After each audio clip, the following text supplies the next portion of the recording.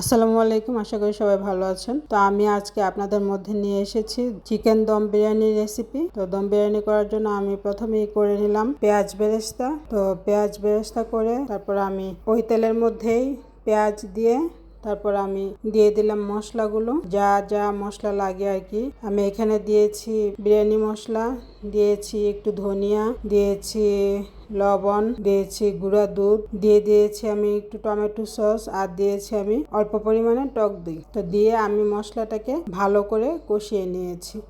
কষিয়ে তারপর যখন উপরে হালকা তেল উঠে এসেছে তারপর আমি দিয়ে দিলাম চিকেনটা। তো চিকেন দিয়ে আমি ভালো করে রান্না করে নিয়েছি।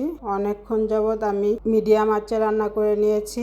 আর আমি অফ ক্যামেরাতে অবশ্য আলু দিয়েছিলাম। তো আমি ভাতটাও রান্না করে নিয়েছিলাম বাসমতি চালের। তো এই যে দেখতেই পাচ্ছেন, প্রথমেই আমি ভাতটা দিয়ে দিচ্ছি। ভাতটা দিয়ে তারপর দিয়ে দিলাম আলু আর চিকেনটা, রান্না করা চিকেনটা। তারপর আমি দিয়ে দিলাম একটা মশলা বানিয়ে নিয়েছি। এটা আমি সাধারণত বিরিয়ানিতে দিয়ে থাকি, পেঁয়াজ বেরেস্তা, গুঁড়া দুধ আর হচ্ছে চিনি। তো এটা দিয়ে দিলাম, আর দিয়ে দিলাম আমার গাছের কাঁচা মরিচ দিয়ে তারপর দুধের আর পেঁয়াজ বেরেস্তার গুঁড়াটা দিয়ে তারপর উপরে আমি আবার ভাতটা দিয়ে দিলাম।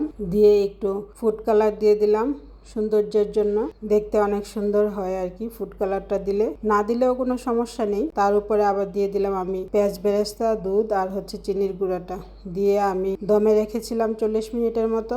এই যে ফাইনাল লুকটা আপনারা দেখতে পাচ্ছেন, মাশাআল্লাহ অনেক সুন্দর হয়েছে দেখতে, আর খেতেও এত মজা হয়েছে কি বলবো, অনেক মজা হয়েছে খেতে। আপনাদের সাথে ভিডিওটি শেয়ার করলাম, আশা করি আপনাদের ভালো লাগবে। ভালো লাগলে লাইক, কমেন্ট ও শেয়ার করে গ্রামীণ হ্যাসেলের পাশে থাকবেন। আর যারা ইউটিউবে ভিডিও দেখেন তারা অবশ্যই সাবস্ক্রাইব করতে ভুলবেন না। আল্লাহ হাফেজ।